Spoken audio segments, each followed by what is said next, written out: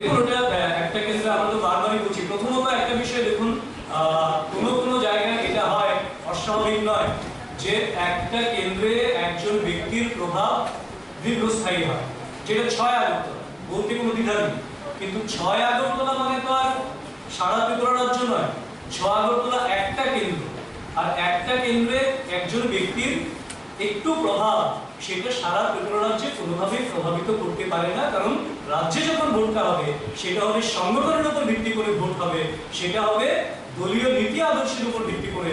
সেখানে ব্যক্তির কোনো প্রভাব কিংবা অন্য কোনো রকম প্রভাব খাটানোর চেষ্টা কোনোটাই কিন্তু সেখানে ঠিক নেই।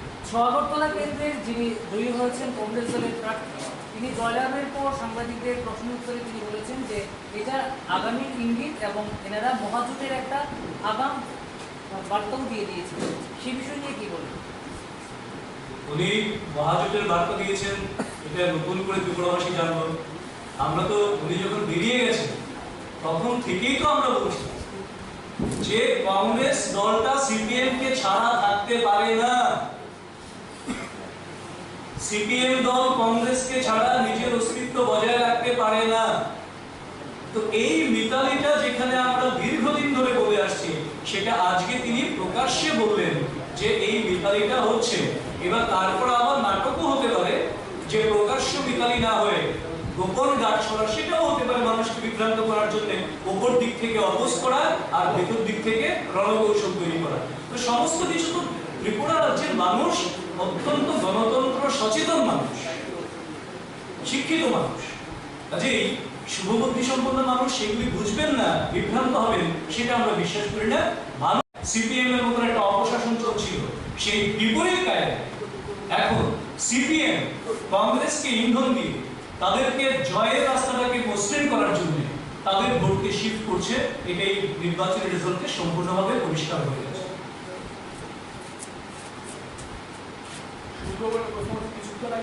আরেকটা বিষয় শেষ করে নিয়ে নিই, তারপর আপনাদের সবার প্রশ্ন শুনি। দ্বিতীয় একটা ডিক্লারেশন আগে দিয়ে দিই, তারপর আমরা সবার প্রশ্ন নেব যাদের যা বলার আছে। ত্রিপুরা প্রদেশ বিজেপি লিগাল সেলের কনভেনার একটু আগেই জানতে পারলেন গোমতী বার অ্যাসোসিয়েশনের আজকে নির্বাচন গেছে। সেখানে 12টা পোস্ট রয়েছে। 12টা পোস্টের মধ্যে ভারতীয় জনতা পার্টির লিগাল সেলের 11 জন প্রার্থী বিপুলভাবে জয়লাভ করেছেন। হ্যাঁ, বলুন প্লিজ। কিছুক্ষণ আগে কংগ্রেস দলের পক্ষ থেকে সাংবাদিক সম্মেলন করে অভিযোগ করা হয়েছে, তাদের পার্টি অফিসের উপর আক্রমণ করা হয়েছিল যে আপনাদের কিছু ব্যক্তিত্বের সহায়তায় করা হয়েছে, এবং তাদের অভিযোগ যে পরাজয় স্বীকার করতে না পেরে শাসক দল এই ঘটনাটি করছে। আপনাদের দলের পক্ষে কিছু ব্যক্তিত্ব ইতিমধ্যে কিছু কমেন্ট দিয়েছেন, আপনারা পরবর্তী সময়ে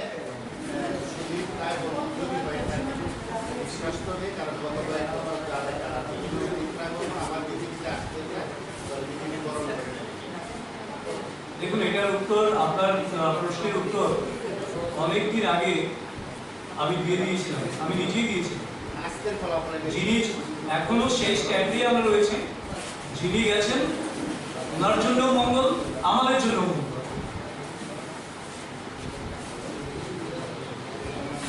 ঠিক আছে, থ্যাংক ইউ অল।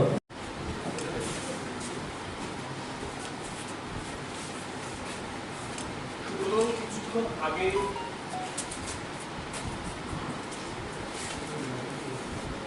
তার আগে আমি আরেকটু স্ট্যাটিস্টিক্যাল জায়গাটাতে বুঝাতে কথা এখানে বলতে চাই।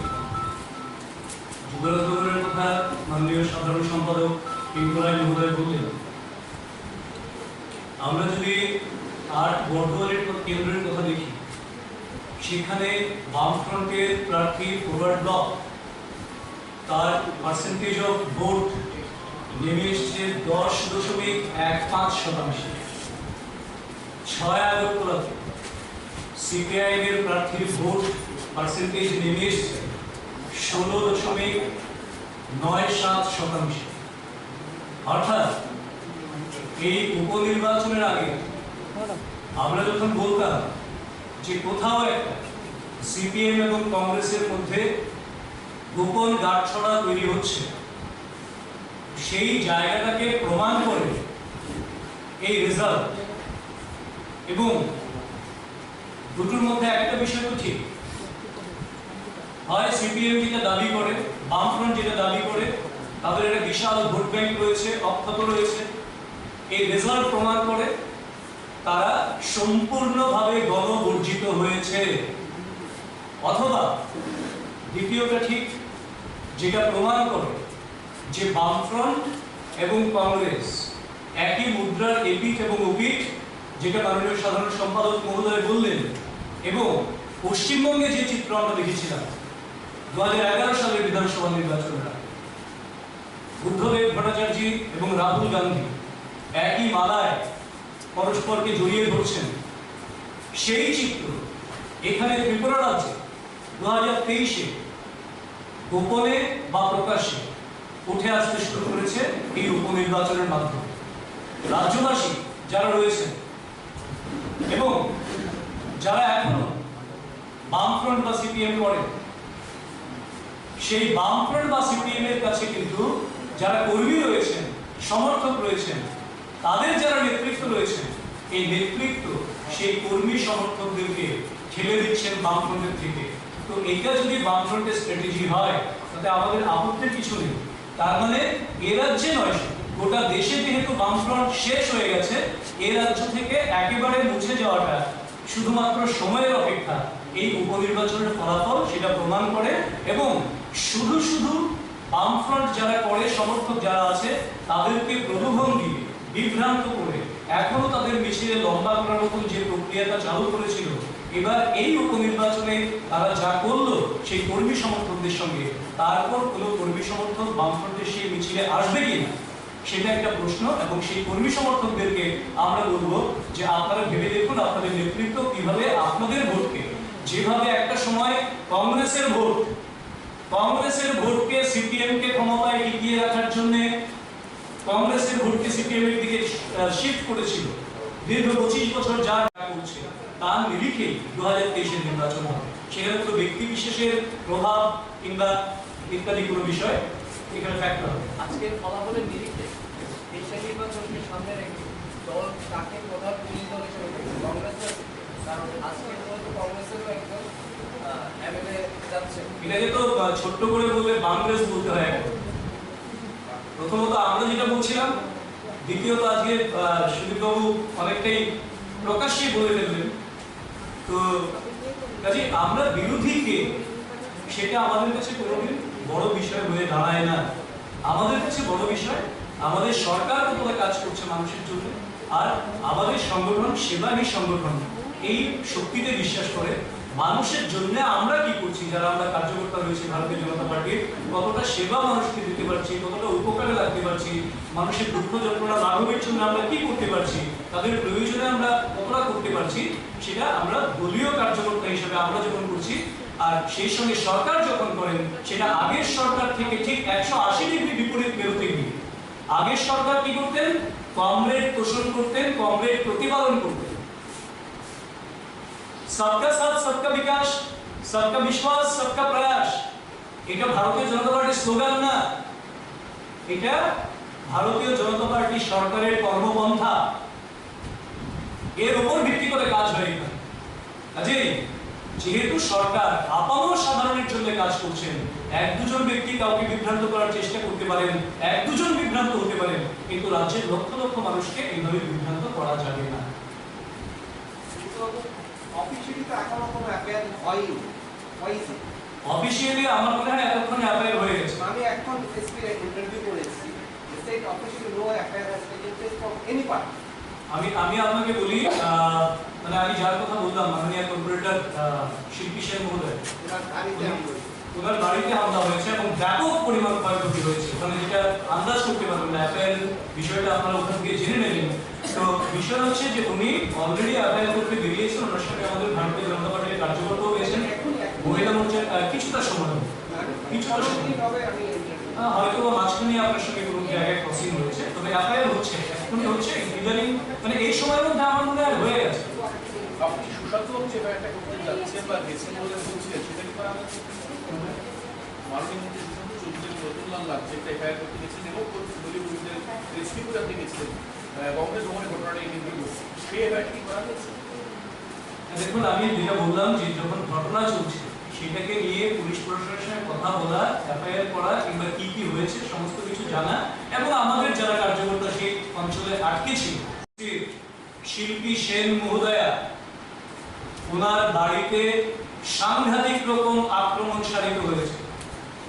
পশ্চিম থানায় উনি এফআইআর করতে গেছেন এবং সেই ঘটনাকে কেন্দ্র করে তারপর স্বাভাবিকভাবেই সেখানে যে দু চারজন ছিলেন এবং আমাদের একজন কর্মীকে মাথা ফাটিয়ে হাসপাতাল পাঠিয়ে দেওয়া হয়েছে, তার মাথায় সম্ভবত 20টা বা তার উপরে সেলাই লেগেছে, তাই না? হ্যাঁ, 20টার বেশি সেলাই লেগেছে, হাসপাতালে চিকিৎসাধীন রয়েছে। তো এই ধরনের একটা কেন্দ্রে, একটা উপনির্বাচনের একটা সিটে জয়লাভ করার পর কংগ্রেস সন্ত্রাসের যে নগ্ন চেহারাটা দেখালো, সেটা প্রমাণ করছে, যেটা আমরা বারবার বলি, যেটা রাজ্যের মানুষ জানে, যারা গণতান্ত্রিক ইতিহাসের খবর রাখেন তারা জানেন, 78 সালে এই রাজ্যে সিপিএম কে প্রতিষ্ঠা করার পেছনেও সেই কংগ্রেসের সরাসরি হাত ছিল।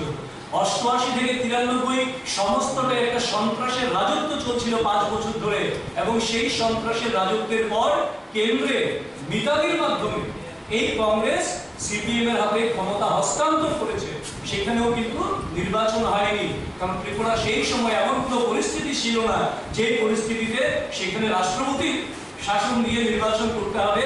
আসলে সেটা সরকারের গটাপ ছিল সেই জায়গায়। সেই সন্ত্রাসের সেই দিনগুলি কিন্তু ত্রিপুরার বিশেষ করে বয়োজ্যেষ্ঠ যারা রয়েছেন তারা কিন্তু ভুলে যাননি। কাজেই একটা সিটে উপনির্বাচনে জয়ী হওয়ার পর উনার কেন্দ্রে মাননীয় বিধায়ক যিনি নির্বাচিত হয়েছেন, ওনার কেন্দ্রে যে ব্যাপক সন্ত্রাসের আবহ তৈরি হয়েছে, আপনারা মিডিয়া পার্সনরা কংগ্রেস ভবনের সামনে ছিলেন, যেভাবে সেখান থেকে কংগ্রেস ভবন থেকে আক্রমণের চেষ্টা করা হয়েছে, ইট পাটকেল ছোড়া হয়েছে, তার আগেও আপনারা দেখেছেন পেট্রোল বোমা পর্যন্ত কংগ্রেস ভবনের ছাদ থেকে নেমে আসার ঘটনা। এগুলি ত্রিপুরার মানুষ, আগরতলা শহরের মানুষ ভুলে যাননি। কাজেই এই সন্ত্রাসের আবহ যখন তৈরি করছেন, আমাদের মাননীয় দুজন রাজ্যের বরিষ্ঠ মন্ত্রী, দায়িত্বপূর্ণ মন্ত্রী মাননীয় সুশান্ত চৌধুরী মহোদয় এবং মাননীয় রতনলাল নাথ মহোদয়, ওনারা পূর্ব পশ্চিম থানায় এফআইআর করতে গেছেন। ওনাদের সঙ্গে কিছু কার্যকর্তা গেছেন, যাতে করে ওখানে যদি আমাদের কোনো কার্যকর্তা থাকে তাদেরকে রেস্কিউ যাতে করা যায়। কারণ আমাদের কাছে খবর ছিল অনেকেই সেই জায়গায় আটকে আছেন আমাদের, এবং অনেকেই ফোন তুলছেন না। কাজে উদ্বেগ আমাদের থাকবে, কার্যকর্তাদের দল এটা, কার্যকর্তার জন্য আমাদের উদ্বেগ, আমাদের কেয়ার সবটাই থাকবে। সুব্রত বাবু, কংগ্রেস ভবনে খোয়াই কংগ্রেস ভবনে আগুন বিশ্বজিৎ দেববর্মার উপর আক্রমণ করা হয়, এই ঘটনাটার অভিযোগ তারা দুপক্ষই সরাসরি শাসক দল তথা আপনাদের দিকে করছে, এই বিষয়টা নিয়ে দেখুন, আমার কিছুক্ষণ আগেও মাননীয় মুখ্যমন্ত্রী মহোদয় গোটা রাজ্যে পুলিশ প্রশাসন সহ সমস্ত প্রশাসনিক আধিকারিক যারা রয়েছেন তাদেরকে নির্দেশ দিয়েছেন, কোথাও যেন কোনো রকম অপ্রীতিকর ঘটনা না ঘটে, আর কেউ যদি সংগঠিত করার চেষ্টা করে তাদেরকে পুলিশ যাতে স্ট্রিক্টলি হ্যান্ডেল করে, তাদের সবাইকে যাতে বিচারের আওতায় আনা হয়। কাজে আপনি যেটা বললেন সেই তথ্য আমার কাছে এখনো অব্দি এসে পৌঁছায়নি। এবার সেটা অবশ্যই এই ধরনের ঘটনা নিন্দনীয়, আমরা নিন্দা জানাই। কারা করেছে সেটা আগে খতিয়ে দেখতে হবে, পুলিশ প্রশাসন সেটা খতিয়ে দেখবে, এবং যারা এর জন্য এর সঙ্গে যুক্ত রয়েছেন, যারা দায়ী রয়েছেন, তাদের বিরুদ্ধে যথাযথ ব্যবস্থা নেওয়া হবে। দাদা, আপনারা প্রথম থেকে এই সুষ্ঠু নির্বাচনের একটা কথা বলে এসেছিলেন, যদিও বিরোধী দল থেকে বারবারই ছাপ্পা ভোটের অভিযোগ করেছে। আজকে সুদীপ রায়ের বর্মনের যে জয়, এই জয় কি সুষ্ঠু নির্বাচনের ইঙ্গিত করে? আপনি দেখুন, আজকে সুদীপ বাবু যে প্রেস মিটটা করলেন, তার আগে প্রদেশ কংগ্রেস সভাপতি বীরজিৎ সিনহা যে প্রেস মিট করেছিলেন, উনি কিন্তু আপনাদের সামনেই বলেছেন যে মোটামুটিভাবে নির্বাচনটা শান্তিপূর্ণ হয়েছে, এক দুটো ছোটখাটো ঘটনা ছাড়া, এবং নির্বাচন শান্তিপূর্ণ হয়েছে প্রদেশ কংগ্রেস সভাপতি বলছেন, অনেকটাই নিরপেক্ষ হয়েছে কংগ্রেস সভাপতি বলছেন। তারপরেও তিনি যেহেতু বিরোধিতা করতে হবে, নির্বাচন কমিশন নিরপেক্ষ ভূমিকা নিয়েছে, আমরা নিরপেক্ষভাবে নির্বাচন হোক তার জন্য কার্যকর্তা থেকে শুরু করে সাধারণ মানুষ সবার কাছে অ্যাপিল করেছি বারবার, তারপরেও তিনি টোকেন কিছু একটা বিরোধিতা করতে হবে। 3টে জায়গায় তিনি 3টে কেন্দ্রে আবার রিপোর্টের দাবিও তিনি করেছিলেন, সেটা আমরা জানি। কিন্তু তার মানে আজকে কিন্তু মাননীয় সুদীপ রায় বর্মন তিনি কিন্তু বলেছেন যে এইটাকে আমি ছাপ্পা ভোট বলবো না, অনকোট আমি বলছি, আমি যদি মিস্টেক না করে থাকি। ছাপ্পা ভোট হয়েছে কথাটা আমি বলছি না, এই মুহূর্তে অনকোট তিনি এই কথাটা বলেছেন। তার মানে তো নির্বাচন অবাধ এবং শান্তিপূর্ণ হয়েছে। আর এটাকে যদি কেউ সেমিফাইনাল মনে করে থাকেন, 4-এর মধ্যে 3টে সিট তো ভারতীয় জনতা পার্টি জিতেছে, তার মানে 2023 আমাদের জন্য রাস্তা অনেক মসৃণ এবং আমরা 23-এ আবার ক্ষমতায় আমরা ফিরব। মানুষের ব্যাপক সমর্থন নিয়ে আমাদের সরকারের যা কাজ করণীয় রয়েছে, 2 বছর করোনার জন্য অনেকটা পিছিয়ে গেছে, কিন্তু 9 মাস তারপরেও কম সময় নয়। সরকার, মাননীয় মুখ্যমন্ত্রী চেষ্টা করছেন যে যত তাড়াতাড়ি সম্ভব যে কাজগুলি আমাদের বাকি রয়ে গেছে সেগুলি যত তাড়াতাড়ি সম্ভব সম্পন্ন করা।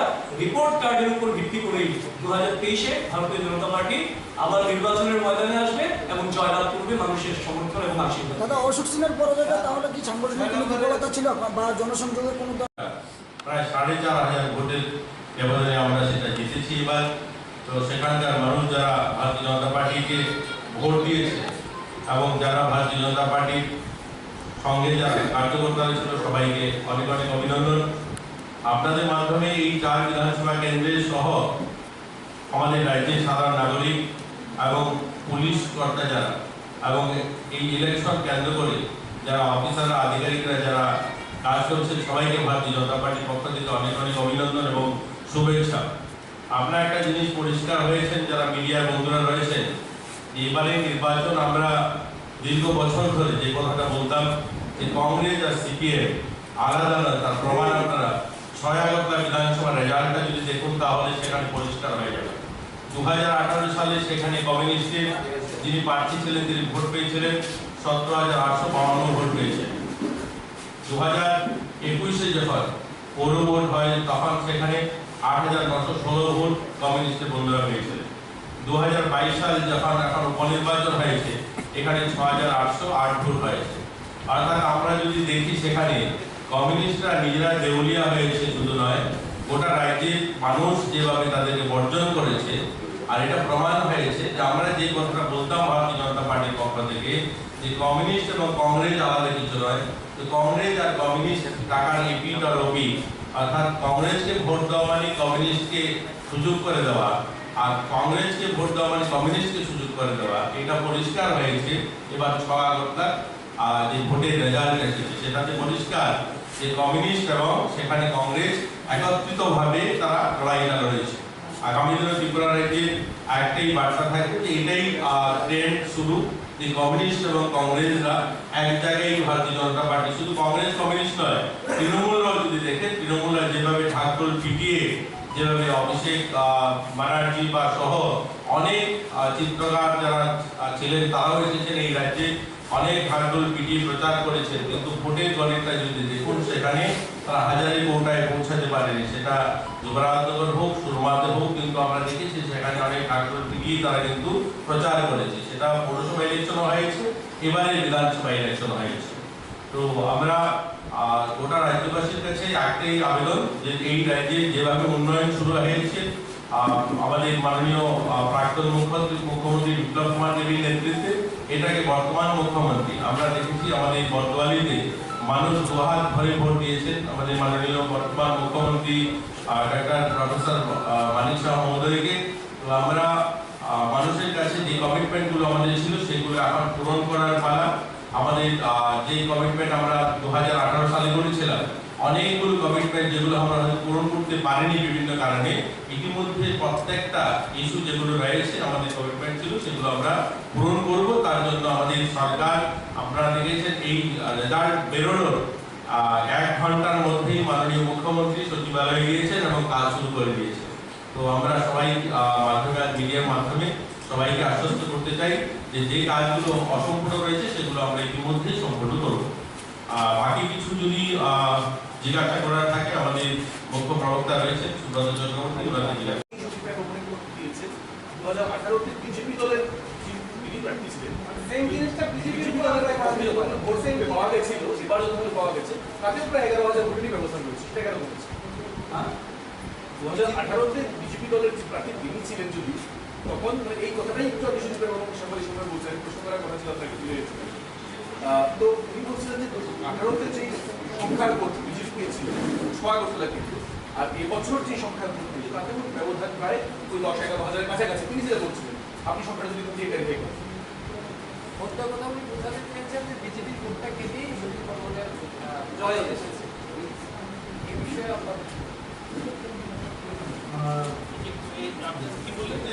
মানে আমি আপনারা যেটা বলছেন the same thing applies on BJP. Vote ফেরত সুদীপ বর্মনের যেটা বলছি 2018-তে বিজেপি আলাদা ছিল না, সুদীপ বর্মন বিজেপি ছিল, সেটাই বলছি। বুঝলেন তো?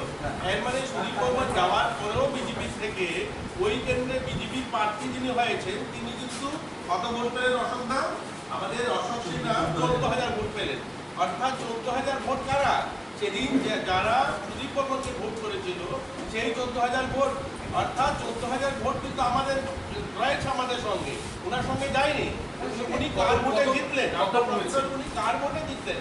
অর্থাৎ অশোক সিনহা 14,000 ভোট পেয়েছেন, তো সেই দিন তো অশোক সিনহা দাঁড়াননি, সেদিন তো সুদীপ বর্মন দাঁড়িয়েছিলেন। সুদীপ বর্মনের সঙ্গে যারা আজ গিয়েছে তারা, আমরা যেটা পরিষ্কার ওনার কথা বলেছেন যে 17,852 ভোট ছিল 2018 সালে কমিউনিস্টের ভোট, আজকের দিনে দাঁড়িয়ে 6,800 ভোট পাইছে। অর্থাৎ সেখানে 11,000 কমিউনিস্ট ভোট শিফট হয়েছে সুদীপ বর্মনের খাতায়, এটা পরিষ্কার। কারণ ওখানকার মানুষগুলো তো অন্য কোনো উপগ্রহে চলে যায়নি, অন্য গ্রহে যায়নি না, এখানে কমিউনিস্ট যারা ছিল সেই ভোটগুলো কোথায় গেল? সেই ভোটগুলো আজ সুদীপ বর্মনের খাতায় গিয়েছে। যেহেতু এটা পরিষ্কার অঙ্কটা, বুঝেছেন তো অঙ্কটা? অর্থাৎ সুদীপ বর্মন যখন ক্যান্ডিডেট ছিলেন ভারতীয় জনতা পার্টির পক্ষে, সেদিন তিনি যে ভোটটা পেয়েছিলেন সেদিন ভারতীয় জনতা পার্টির ভোট ছিল। ভারতীয় জনতা পার্টি যখন তিনি ছেড়ে চলে গেলেন, আমরা যখন ভারতীয় জনতা পার্টির প্রার্থী করলাম অশোক সিনহাকে, তিনি 14,000 ভোট পেলেন। অর্থাৎ আমাদের ভোট ব্যাংক কিন্তু ভাঙেনি, আমাদের ভোট রয়েছে। আর ওনার ব্যক্তিগত হয়তো কিছু ফলোয়ার যারা ছিল তারা তার সঙ্গে ছিল, কিন্তু তিনি যে এবার ভোটটা পেলেন পরিষ্কার কমিউনিস্টের 11,000 ভোট তিনি পেয়েছেন। কমিউনিস্টের ঘরে যে ভোটগুলো ছিল, ওনাদের যে ভোট ব্যাংক ছিল, ক্যাডার ভোট ছিল, সেটা ওনাদের এখানে গিয়েছে পরিষ্কার। এটার মধ্যে তো আর কোনো ইয়ে নেই। প্রশ্ন ছিল 18-তে সরাগতলা কেন্দ্রে বিজেপি কত ভোট পেয়েছে? 25,000 সামথিং। 25,000, 14,000 বাদ দিয়ে কত হাজার থাকে? 10,000, 11,000। 11,000। এইবার ভোট পার্সেন্টেজ কম হয়েছে, এই percentage এটা করেছে কি? ভোট পার্সেন্টেজ কম হয়েছে বিধানসভাতে 90 point Kuch. We have no difference with that. That's all. We are So, saying that the same thing applies on BJP also. How do you react? আমরা সেটা জানতে চাই। আমরা তো এখানে কোনো ইসে করছি, আমাদের এখানে একজন প্রশ্ন করেছিল। ঠিক, আমরা তো বলছি, আমরা এটা পরিষ্কার করছি, উনি যে কথাটা বলছেন, আমরা বলছি ভারতীয় জনতা পার্টির যারা সাপোর্টার তারা কেউ ওনাকে ভোট দেয়নি। উনি ভোট যেটা পেয়েছেন, উনি কমিউনিস্টের ভোটটা পেয়েছেন। এবং এটাও পরিষ্কার যে একটা মাইনরিটি এলাকা, বড় এলাকা রয়েছে সেখানে, সেই এলাকার থেকে আমরা হয়তো সেগুলো বুথ ওয়াইজ সমীক্ষা করি, একটু পার্সেন্টেজ সেখানে আমাদের পক্ষে কম এসেছে। এটা আপনাদের মধ্যে বলতে কোনো অসুবিধা নেই, সেটা গোটা দেশের যে ট্রেন্ড, সেখানে মাইনরিটি সংখ্যায় ভোট আমরা একটু কম পেয়েছি। সেই জায়গাটা যদি আমরা দেখি, ওনার যে এবার ভোটটা পেয়েছে সেই ভোটের গণিতটা মিলে যায়। ওনাকে কমিউনিস্টরা 11,000, 10-11,000 ভোটের সাপোর্ট দিয়েছে, কিছু মাইনরিটি এলাকার ভোট পেয়েছে, আর ওনার ব্যক্তিগত হয়তো কিছু লোক ফলোয়ার্স আছে, সেই ভোটটা দিয়েই উনি এই জিতটা ওনার এসেছে। তো এটা নিয়ে খুব একটা মনে হয় না, আমাদের যে ভোট যারা ছিল তারা আমাদের সঙ্গেই রয়েছে। ঠিক আছে, তো তখন তাদেরকে রেস্কিউ করা এবং সঙ্গে পুলিশ প্রশাসনের সঙ্গে কথা বলে ফ্যাক্ট ফাইন্ডিং করা, সমস্ত কিছু জেনে নেওয়া এবং সরেজমিনে দেখা সেই জায়গার চিত্রটাকে, তার জন্যই গিয়েছিল প্রধানমন্ত্রী। এফআইআর করা হয়েছিল কিন্তু সেই ঘটনায়। এফআইআর সেটা ওইখানে তো রেশ যেখান থেকে শুরু হয়েছে, আমি বললাম এফআইআরটা ইদানিং মানে এই সময়ের মধ্যে সম্ভবত হয়ে গেছে। Already they are in the case. আপনাদের কর্পোরেটরের সাথে কি কিছু অবশ্যই অবশ্যই ঘটেছে। ওনার বাড়িতে ব্যাপক ভাঙচুর করা হয়েছে, ওনার বাড়িতে ব্যাপক ভাঙচুর করা হয়েছে, ওনাকে পিস্তল ধরা হয়েছে, ওনাকে লাঠি দিয়ে ওনার মেয়েকে সহ ওনাকে আঘাত করার চেষ্টা করা হয়েছে এবং আরো কটূক্তি করা, গালাগাল করা, শ্লীলতাহানির চেষ্টা করা, সবটাই হয়েছে। আপনারা একটা কথা বলছেন, বাম দেশ বিশেষ করে 6 আগরতলা নিরিখে আপনাদের এই মূল্যায়ন, বাকি তিনটাতে 6 আগরতলা নিরিখে আমাদের এই মূল্যায়ন না, আমাদের মূল্যায়ন সার্বিক। আমি একটু আগে স্ট্যাটিস্টিক্স দিয়ে বললাম আপনাদের যে 6 আগরতলাতে সিপিএম এর ভোট আজকের যে উপনির্বাচন 16.97%, আমার কাছে যতটা তথ্য আছে। 8 বরদোয়ালিতে সিপিএম এর ভোট মানে ফরওয়ার্ড ব্লকের 10.15%, সুরমাতে সিপিএম এর ভোট 21.3%। তার মানে সব জায়গায় একটা চেষ্টা হয়েছে যে আমার ভোট ব্যাংক কমে যায়, আমার ভোটাররা আমাকে ভোট না দিক, ভারতীয় জনতা পার্টির বিরুদ্ধে ভোটটা পড়ুক, এক জায়গায় পড়ুক, যাতে ভারতীয় জনতা পার্টির প্রার্থীদের জিততে অসুবিধা হয়। এইটা করার চেষ্টা করেছিলেন, কিন্তু এই চেষ্টাটা জনগণ ব্যর্থ করে দিয়েছে। কারণ ব্যাপক অংশের জনগণ ভারতীয় জনতা পার্টির সরকারটা 5 বছর পূর্ণ করুক, যে অদম্য স্পৃহা নিয়ে এবং ডেভেলপমেন্টের যে নতুন দিশা নিয়ে ভারতীয় জনতা পার্টি নতুন উদ্যমে ত্রিপুরা রাজ্যকে সাজাতে চাইছেন এবং যে সুদূর প্রসারী একটা শ্রেষ্ঠ প্রদেশ হিসেবে গড়ে তোলার জন্য দায়বদ্ধতা নিয়ে, দায়িত্ব নিয়ে কাজ করে চলছেন, সেই নিরিখে মানুষ ব্যাপক গণসমর্থন আমাদের প্রতি রেখেছেন। তার জন্য মানুষকে আমরা আবারও ধন্যবাদ জানাই। আমার বিষয়টা ছিল এই জায়গায় যে প্রাকৃতিক ক্ষেত্রে গত 10 বছর বা তার 10 বছরের প্রাকৃতিক দেওয়ার পরে সিপিএম এর যত ভোট ছিল, যত শতাংশ ছিল, ক্রমাগত কংগ্রেসের মধ্যে সৌভাগ্যরাজনগর বেসিক্যালি সিপিএম এর ঘাঁটি বলে একটা প্রতিদল, এবং সেই জায়গা তো আপনাদের ভালো ফলাফল হয়েছে। 6 আগরতলার ক্ষেত্রে যদি কংগ্রেস তার কারণ হয়ে থাকে তাহলে সেটি কি দিতে বা কোনো দেখুন, একটা বিষয় হচ্ছে, আমি কনস্টিটিউয়েন্সি ওয়াইজ যদি বলি আপনাকে, সুরমার কথা আপনি বললেন। সুরমাতে আপনারা জানেন তিপ্রামথা প্রার্থী দিয়েছে। প্রার্থী দেওয়ার পর বামফ্রন্টের একটা অংশ, একটা বামফ্রন্টের শরিক দল সরাসরি তিপ্রামথাকে সমর্থন করেছে, আবার বামফ্রন্টের পক্ষ থেকে সিপিএমও সমর্থন করেছে, সে প্রার্থী দিয়েছে। সিপিআইএমএল সমর্থন করেছে, আপনারা জানেন। সিপিআইএমএল অবশ্যই বামপন্থী দল, শরীর নয়, বামপন্থী দল। ওনারা যখন কথা বলেন এসইউসিআইসি সেটাও বামপন্থী বলেন, সিপিআইএমএল সেটাও বামপন্থী দল, এবং ওনারা যখন কোনো একটা মুভমেন্ট তৈরি করেন তখন প্রকাশ্যেই ঘোষণা করেন সমস্ত বামপন্থী দলগুলি মিলে আমরা এই মুভমেন্টে আছি। তার মানে প্রকাশ্যে শুধুমাত্র ঘোষণার বাইরে সবাই তো বামপন্থী দল, তো ওনারা তিপ্রামথাকে সমর্থন করছেন। তো এই তো চিত্র।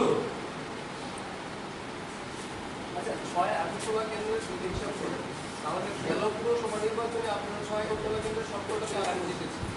এই 6-7 মাস বা 1 বছরের মধ্যে কোনটি পরিবর্তনের মধ্যে এখানে এইভাবে হাতে হলো 6 আগরতলা? আপনারা দেখুন, তার আগে মাননীয় সাধারণ সম্পাদক মহোদয় একটা তথ্য দিচ্ছিলেন। 6 আগরতলাতে 2018 সালে সিপিআইএম কত ভোট পেয়েছিল, কংগ্রেস কত ভোট পেয়েছিল, আর আজকের দিন উপনির্বাচন সিপিআইএম কত ভোট পেয়েছে? 17,852 ভোট ছিল, আর এই উপনির্বাচনে 6,808 ভোট, মানে 11,000 ভোট সিপিএম থেকে সরে গেছে। কোথায় গেছে, কেন গেছে? আর যদি সিপিএম এত দুর্বল রাজনৈতিক দল হয় তাহলে তার ভোটে দাঁড়ানোর মতো কোনো জায়গা নেই ত্রিপুরা রাজ্যে। বিরোধী দল হওয়া তো দূর কি বা, 2023-এ তো ভোটে দাঁড়ানোর মতন জায়গায় থাকবে না। এটা তো আগে বিধানসভা নির্বাচনের কথা হচ্ছে, পুরো নির্বাচন